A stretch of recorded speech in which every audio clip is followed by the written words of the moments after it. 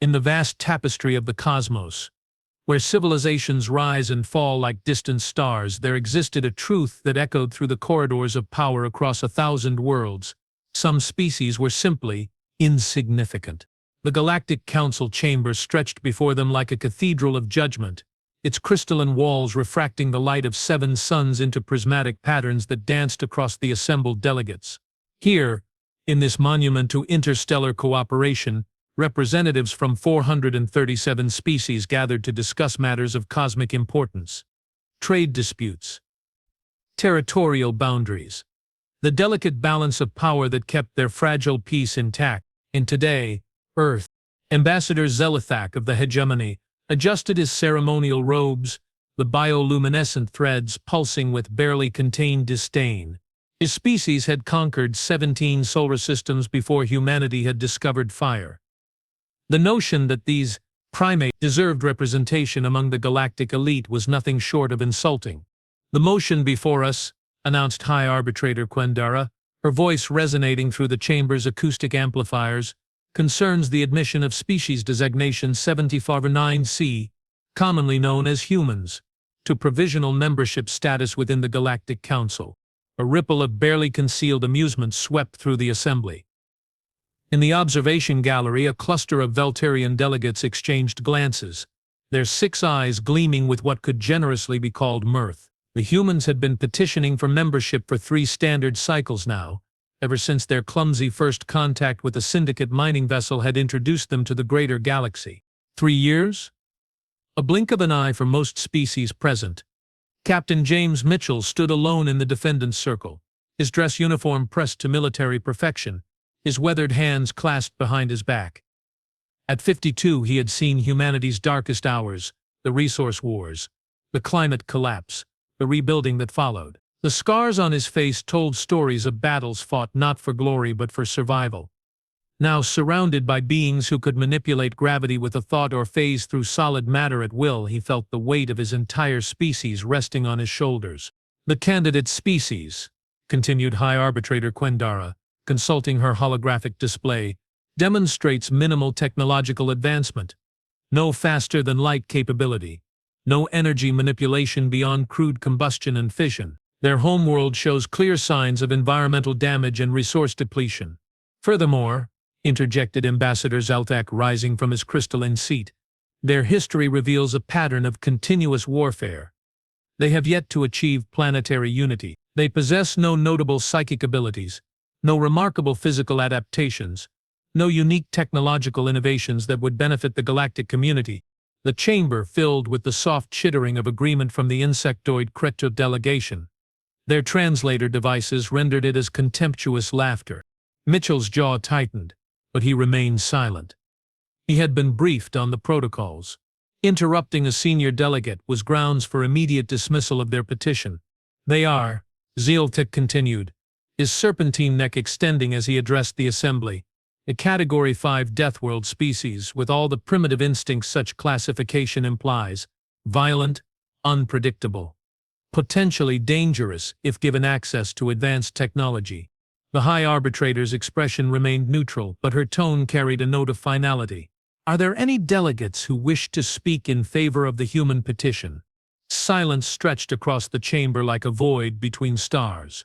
Mitchell's heart hammered against his ribs as he scanned the assembled delegates. Surely anyone would recognize that humanity deserved a chance to prove itself among the stars. The silence extended, deepened, became a living thing that pressed against his chest. "Very well," the High Arbitrator declared. "The motion to grant provisional membership to species 77-49C is—" "I object." The voice cut through the chamber like a blade through silk.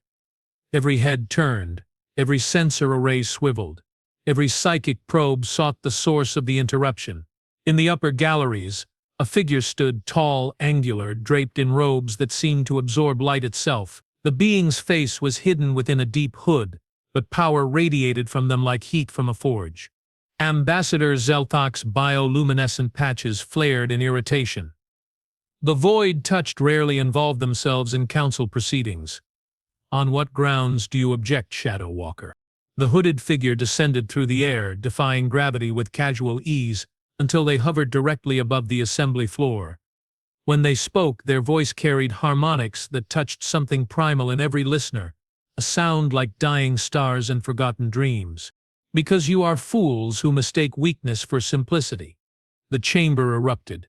Delegates rose from their seats, their various forms of outrage creating a cacophony of shrieks, growls, and psychic static. The High Arbitrator's gavel, a sonic disruptor capable of shattering crystal, thundered for order.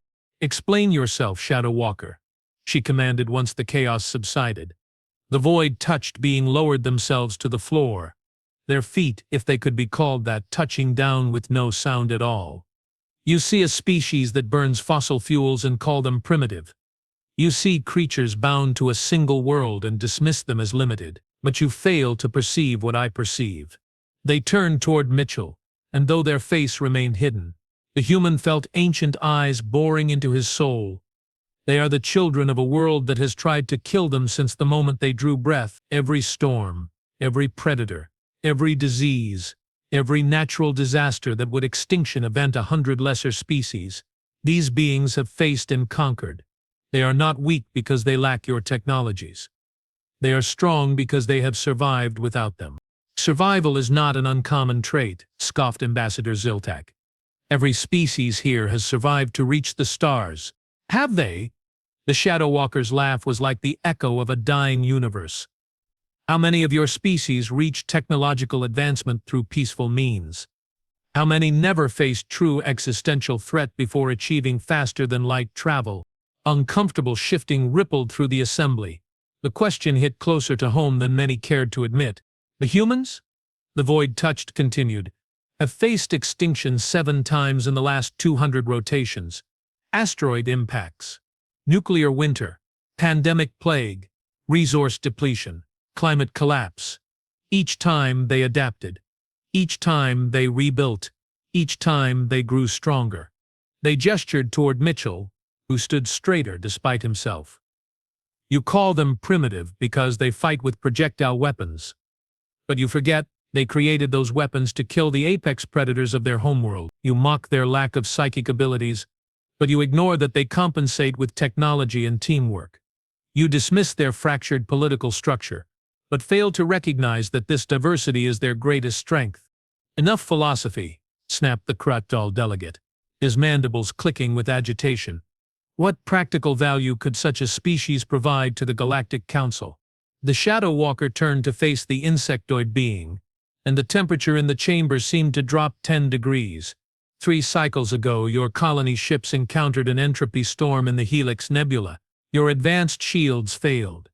Your sophisticated sensors were blinded. Your psychic navigators were driven mad by the chaos. 100,000 Kratal died because your perfected technology could not adapt to the impossible. The delegate's Chatten turned several shades paler. Now the void touched continued. "Imagine if you had possessed the human trait you so mockingly dismiss. The ability to improvise, to find solutions that should not work but do, to survive when survival itself becomes impossible." They swept their gaze across the entire assembly. "In the coming darkness, you will need the children of the death world. Their primitive stubbornness, their illogical hope, their tendency to keep fighting long after logic dictates surrender." "What darkness?" demanded High Arbitrator Quendara. "Speak plainly, Shadow Walker." But the hooded figure was already fading, their form becoming translucent as they prepared to phase back to whatever dimension they called home. The ancient enemy stirs in the void between galaxies. The devourers taste starlight once more, and when they come to unmake everything you have built, you will learn the true value of a species that refuses to die. The chamber fell silent as the void touched vanished completely, leaving only the faint scent of ozone and the echo of prophecy. High Arbitrator Quendara stared at the empty space where the Shadow Walker had been, her expression unreadable. Around the chamber, delegates exchanged nervous glances. The void touched were ancient, mysterious, and had never been known to involve themselves in council politics without cause. She began, then stopped, collected herself. "The motion to grant provisional membership to Species 7749C will be postponed pending further investigation." Mitchell felt the words hit him like a physical blow. Not rejection, but not acceptance either. A bureaucratic limbo that could last decades. However, the High Arbitrator continued. In light of the Shadow Walker's testimony, this council will establish an observation post in the Sol system. We will monitor the human species more closely. It was a consolation prize. A crumb thrown to avoid the appearance of complete dismissal. Mitchell's hands clenched behind his back, but he forced his voice to remain steady. Thank you, High Arbitrator. Humanity will not disappoint you. As the session adjourned and the delegates began filing out, many shooting curious glances at the lone human, Mitchell remained standing in the defendant's circle. Through the chamber's viewing windows he could see the star field beyond hundreds of worlds, billions of beings, all part of a grand tapestry that Earth was apparently not yet worthy to join. But the Shadow Walker's words echoed in his mind. The ancient enemy, the Devourers, and the promise that humanity's time would come. 3 months later, the observation post was established in orbit around Earth's moon. A modest facility staffed by junior personnel from various council species, tasked with compiling behavioral data on humanity's development. Most of the galaxy promptly forgot it existed. They should have paid closer attention. Because on a small research station orbiting Jupiter, Dr. Rebecca Cross was making a discovery that would shatter every assumption the galaxy held about the insignificant species from Sol 3. Deep in the ice of Europa, her drilling team had found something that shouldn't exist, something that predated the formation of the solar system itself, something that was beginning to wake up. As Rebecca stared at the readings on her terminal, her heart racing with a mixture of excitement and terror, she had no way of knowing that her discovery would prove the Shadow Walker right. That the ancient enemy was indeed stirring. That the fate of every living being in the galaxy would soon rest in the hands of the species the Galactic Council had deemed unworthy. The Devourers were coming. And humanity was about to show the universe what a Death World species could really do. The first sign that something had gone catastrophically wrong came not as a transmission but as silence. Commander Rick Sounder of the Hegemony's Third Fleet noticed it first, a gap in the routine chatter that connected the far-flung monitoring stations scattered across the galaxy's edge. The automated beacon from Observation Post Theta 7 had simply stopped. For 17 standard hours, the silence stretched like a wound in space.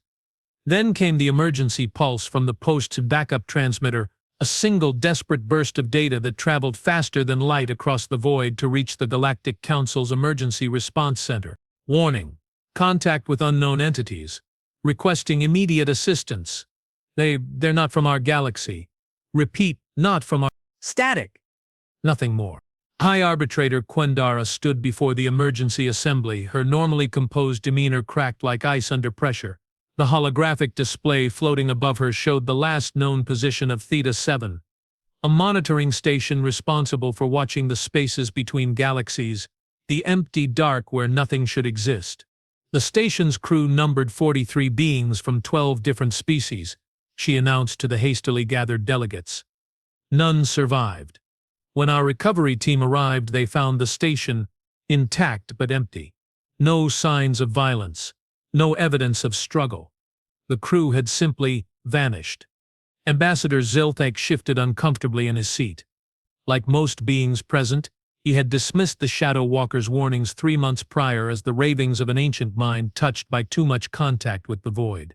Now, faced with evidence that something had emerged from the darkness between galaxies, those words took on a more ominous weight. What did the investigation reveal? Asked Delegate Morthax of the Syndicate, her tentacles writhing with barely contained anxiety. Every living thing on the station was gone, Quendara continued, her voice hollow. But the truly disturbing discovery was what they left behind. The station's power core had been modified, enhanced. It was producing energy at a level that should have been impossible with our technology. She manipulated the holographic display, showing technical readouts that made no sense. Energy signatures that violated known physics. Modifications that seemed to improve upon Galactic Council technology in ways that shouldn't have been possible. Furthermore, she continued, analysis of the station's computer core revealed that whoever or whatever did this had accessed our entire database.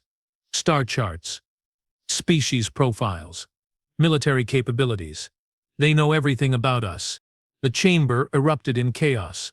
Delegates from across the galaxy shouted questions, demands, accusations. The Kretal representatives' chittering rose to a frantic buzz. The Valterian delegation's six-eyed stares darted between their neighbors, seeking someone to blame. Through it all, Captain Mitchell sat in the observers section, his presence at this emergency session a grudging concession to humanity's status as a developing interest to the Council. As the panic swirled around him, his mind processed the information with the cold clarity of a career military officer. Whatever had taken the observation post wasn't interested in destruction for its own sake. It was gathering intelligence, learning, preparing. Order! Quendara's sonic gavel shattered the air, forcibly silencing the chamber. We must respond to this threat with unity, not panic. The Hegemony's fleet command has already dispatched a battle group. The lights went out. Emergency illumination flickered to life, bathing the chamber in hellish red. Alarm klaxons wailed as defensive systems activated throughout the Council complex. But none of that mattered, because hovering in the center of the chamber, where empty space had been moments before, was something that defied description. It stood 9 feet tall, though stood was perhaps the wrong word. Its form seemed to shift and flow like liquid shadow given substance. Where a face might have been, there was only a void that hurt to look at directly. A darkness so complete it seemed to devour light itself. When it moved, reality bent around it, space itself groaning under the weight of its presence. "Greetings," it said, and its voice was the sound of dying stars and collapsed civilizations. "I am Nulgorith, herald of the eternal hunger. We have studied your data. We have learned your weaknesses. We find you adequate." Several delegates screamed. Others fled for the exits, only to discover that the chamber's doors had sealed themselves. The Kretal representative simply collapsed, his nervous system shutting down rather than process what he was seeing. "You will surrender your territories," the entity continued, its attention focused on High Arbitrator Quendara. "You will submit your populations for processing. Resistance will result in immediate consumption. You have 7 rotations to comply." What are you?" Quendara managed to whisper. The thing that called itself Nulgorith tilted its head, a gesture that was horrifyingly familiar despite coming from something utterly alien. "We are the end of stories. The silence after the last song. We have consumed galaxies older than your species' first thoughts. You are simply next." "Why?" The question came from an unexpected source, Captain Mitchell, who had somehow found the courage to stand and address the nightmare before them. "If you've consumed entire galaxies, why take the time to warn us? Why not simply attack?" The herald's attention shifted to the human, and Mitchell felt something vast and terrible examine his soul. When it spoke again, there was something that might have been amusement in its impossible voice.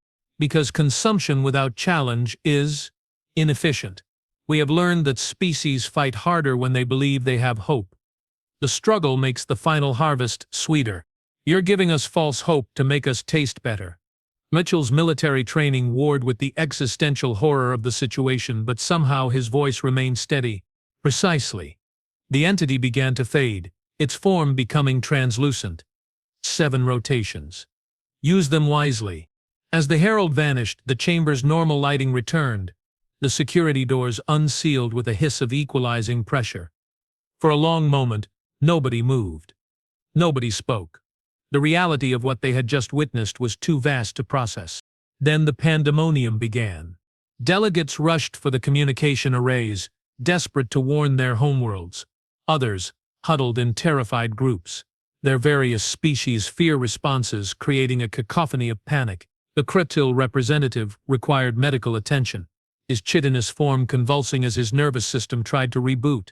But Mitchell noticed something else. Something that sent ice through his veins. Several of the more composed delegates were already beginning to discuss terms. Surrender conditions. How to minimize casualties during the processing the Herald had mentioned. They were going to give up.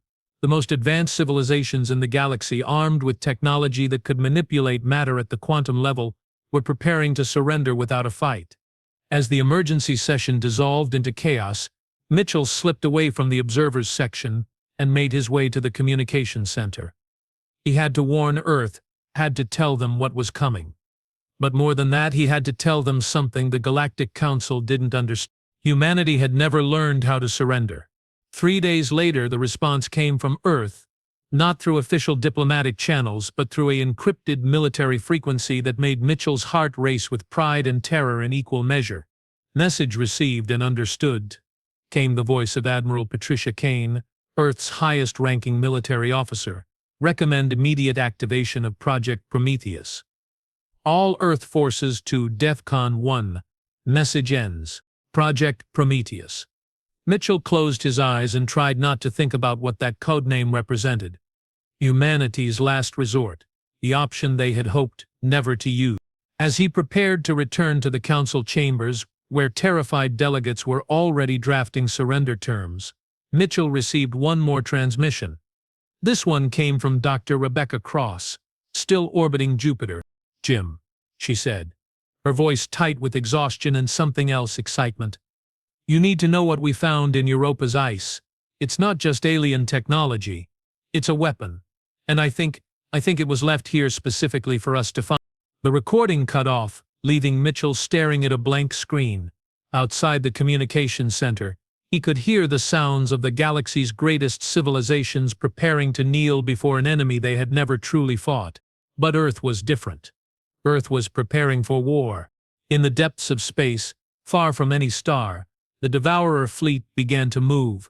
Thousands of ships that violated the known laws of physics, their hulls crafted from crystallized space-time itself, their weapons capable of unmaking matter at the subatomic level. They had consumed 47 galaxies over the course of eons, leaving nothing but empty void in their wake. As they crossed the barriers between realities, their collective consciousness touched the minds of their advanced scouts, the heralds who had already begun softening the galaxy's defenses through terror and despair. "The harvest begins," they whispered across dimensions. "Let the feeding commence." They had no way of knowing that on a small blue world in an unremarkable solar system, a species was making a decision that would echo across eternity. The humans were not preparing to surrender. They were preparing to do something that had never been attempted in the history of galactic warfare. They were preparing to win. 7 rotations, 168 hours, 10,080 minutes, until the galaxy's surrender deadline. The Galactic Council had spent 6 of those rotations in increasingly frantic debate. Surrender terms had been drafted, revised and redrafted. Evacuation protocols had been discussed and discarded as futile. Military responses had been proposed and quietly shelved when tactical analysis revealed the hopelessness of conventional resistance. The Devourers were not merely technologically superior. They operated on principles that made a mockery of known physics. Their ships could exist in multiple dimensions simultaneously. Their weapons could erase matter from reality itself, leaving not even quantum foam behind. Their numbers were beyond counting. Against such an enemy, even the combined might of 437 species seemed pitifully inadequate. But on the final rotation, something changed. It began as a ripple in space-time near Jupiter. A distortion that set every gravitational sensor in the Sol system screaming warnings. The Galactic Council's monitoring station, established months earlier to observe humanity's primitive development, detected energy readings that shattered their instruments' upper limits. "What are they doing?" whispered Technician Veltar, his 6 eyes fixed on displays that showed impossible data. The energy signature, it's larger than a stellar flare. Through the station's viewing ports they could see it, a structure emerging from Jupiter's great red spot like some impossible flower blooming in a cosmic storm. It was vast beyond comprehension, easily the size of Earth's moon, its surface covered in geometric patterns that hurt to look at directly. As it breached the gas giant's atmosphere, space itself seemed to bend around it, creating visual distortions that made navigational equipment useless. "Get me a channel to the High Arbitrator," Veltar ordered his subordinate. "Priority Alpha, the humans, they've built something." The transmission reached the Galactic Council chambers just as delegates were preparing to transmit their formal surrender to Herald Nolgorth. High Arbitrator Quindara paused, her digit hovering over the activation key, as Veltar's panicked report filled the chamber. "The structure appears to be some form of weapon," the technician reported, his voice crackling through subspace interference. "But the principles, We can't understand the principles. It's drawing power directly from Jupiter's core, channeling it through what appears to be space itself. The humans have somehow weaponized space-time. Ambassador Zulthak's bioluminescent patches flared with disbelief. Impossible. They lack the technology for such construction. They barely achieved fusion power cycles ago. Nevertheless, Veltar continued, the structure is active and targeting. Wait. A pause, filled with the sound of frantic consultation. They're hailing us. The humans are requesting immediate council response. They say they have a message for the Devourers. Quindara found herself making a decision that violated every protocol in the council charter. Instead of transmitting humanity's surrender along with their own, she opened a channel to the impossible structure orbiting Jupiter. Captain Mitchell's face appeared on the chamber's primary display, but he was barely recognizable. His uniform bore scorches and battle damage. His eyes held a light that spoke of desperate hope and terrible resolve. Behind him, the camera caught glimpses of a command center that pulsed with energy patterns that made several delegates nauseous. "High Arbitrator," he said without preamble. "I'm transmitting tactical data on the Devourer fleet now. They're not invincible. We know how to hurt them." "Captain," Quindara began, "your species cannot possibly—" "Our species," Mitchell interrupted, "has been preparing for this war since we first looked up at the stars and wondered if something was looking back. Project Prometheus wasn't just a weapon. It was insurance against the day we'd meet something that wanted to erase us from existence." The tactical data streaming from Jupiter painted a picture that defied belief. The structure, which human records designated as Platform Prometheus, was indeed drawing power from Jupiter's core, but through principles that made council scientists weep with their impossibility. It was channeling gravitational force itself, converting the massive planet's rotational energy into something that registered on their sensors as weaponized space. "How?" demanded Delegate Morthax. "Your technology level should make this impossible." Mitchell's smile was sharp as a blade. "You keep making the same mistake. You see our technology and think it represents our limits. But we didn't build this using our technology. We built it using theirs." He gestured to something off-camera, and the display split to show Dr. Rebecca Cross standing beside a massive ice formation. Within the ice, clearly visible, was technology that predated the solar system itself. "3 months ago, we found this buried in Europa's ice," Cross explained, her voice hoarse with exhaustion and triumph. "Analysis showed it was a weapon, a failsafe left behind by a species that fought the Devourers eons ago. They lost that war, but they made sure something would survive to fight the next one." "The device was incomplete," Mitchell continued. "Designed to interface with a species' existing technology and amplify it beyond theoretical limits. But it required something the previous defenders lacked: the willingness to risk everything on a single desperate gamble." Around the chamber, delegates began to understand what they were seeing. Humanity hadn't built an impossible weapon. They had found the key to one, and had the courage to use it despite not fully understanding the consequences. "The platform is charging now," Mitchell reported, his eyes never leaving some display only he could see. "In 6 hours we'll have enough power to engage the Devourer fleet. But we can't do it alone. We need every ship, every weapon, every warrior you can give us." "You're asking us to fight an unwinnable war," Ambassador Zulthak protested. "No," Mitchell replied. "I'm asking you to fight a war we can win. But only if we fight it together." For a moment that stretched like infinity, the chamber was silent. Then High Arbitrator Quindara did something that would be remembered for millennia to come. She stood, her ceremonial robes rustling with the weight of history, and spoke words that doomed and saved the galaxy in equal measure. "The Galactic Council stands with humanity. All fleets converge on Sol System, maximum acceleration." The response was immediate and overwhelming. From across the galaxy, ships began changing course. The hegemony's dreadnoughts, the syndicate's carrier groups, even the mysterious vessels of the void-touched emerged from whatever dimension they called home. Within hours, the largest armada in galactic history was racing toward a small yellow star and the impossible hope burning in its shadow. The Devourers felt the convergence and increased their own velocity. The final battle would be fought above the world that had dared to defy them. As platform Prometheus reached full power, space around Jupiter began to ripple like water. The weapon was not designed to destroy the Devourer's ships. Analysis had shown their hulls were immune to conventional forces. Instead, it would do something far more devastating. It would strand them in normal space, cutting off their access to the higher dimensions that made them invincible. All ships, this is Admiral Kane aboard platform Prometheus, came the transmission that every being in the assembled fleet would remember until their dying day. In 30 minutes, we're going to do something that's never been attempted. We're going to fight gods and make them bleed. Remember this moment. Remember that when the darkness came for us, we chose to light a candle instead of cursing it. The Devourer fleet emerged from hyperspace like a plague of impossible geometry. Their ships defied description, vast structures that existed in multiple dimensions simultaneously, their surfaces covered in patterns that induced madness in any mind that tried to comprehend them. At their head came the Herald ships, reality distorting around them as they prepared to begin the consumption of yet another galaxy. But this time, something was different.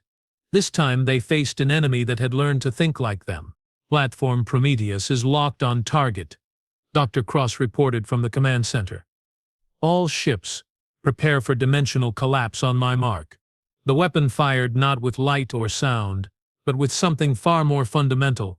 It was as if space itself had suddenly become solid, trapping the Devourer fleet in three-dimensional reality for the first time in eons.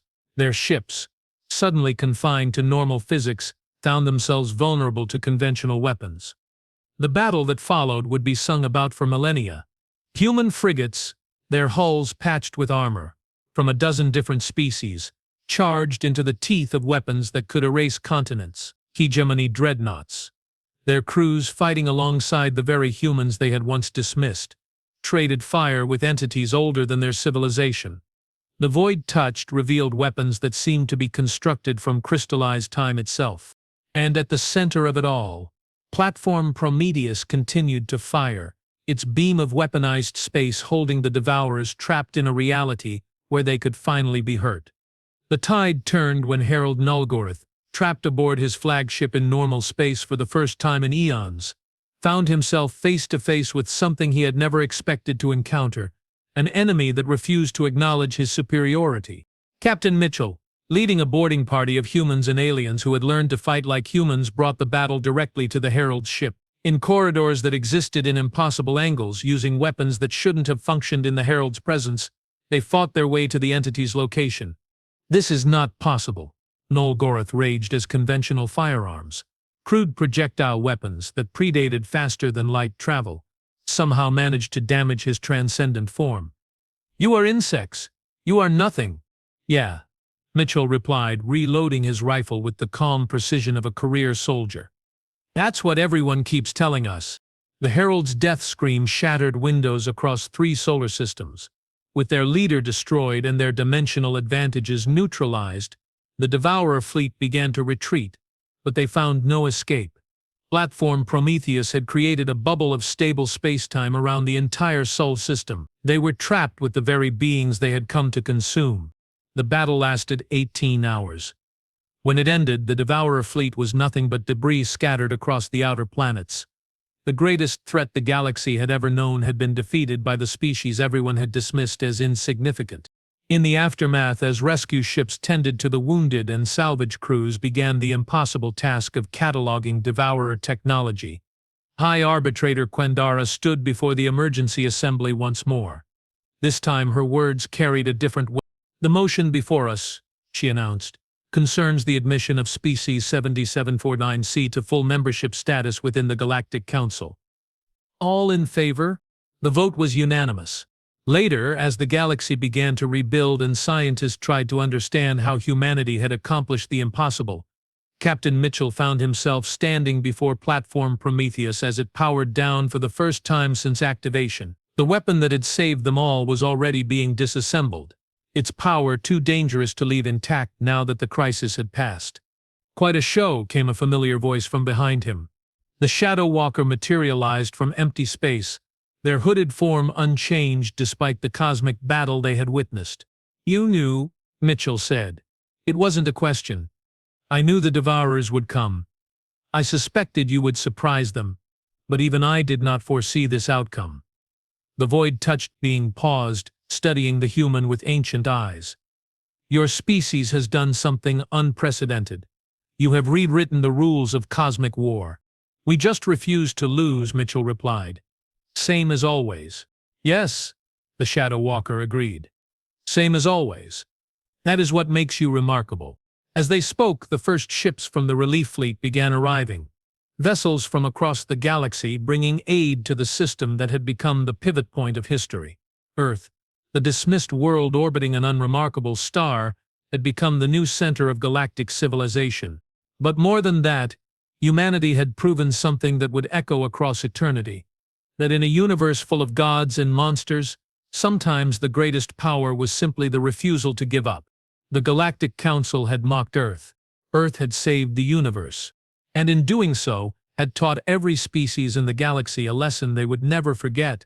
That the most dangerous enemy is not the one with the biggest guns or the most advanced technology. It's the one that simply will not stop fighting. In the years that followed, as humanity took its place among the stars and the galaxy entered a new age of cooperation and growth, children of 100 species would learn the story of the death world that refused to die. They would learn that courage is not the absence of fear, but action in spite of it. They would learn that sometimes the greatest victories come not from strength but from the simple determination to keep trying when all hope seems lost. And somewhere in the vast darkness between galaxies, other ancient threats stirred and took notice. The universe had changed. The prey had become predators. The age of humanity had begun.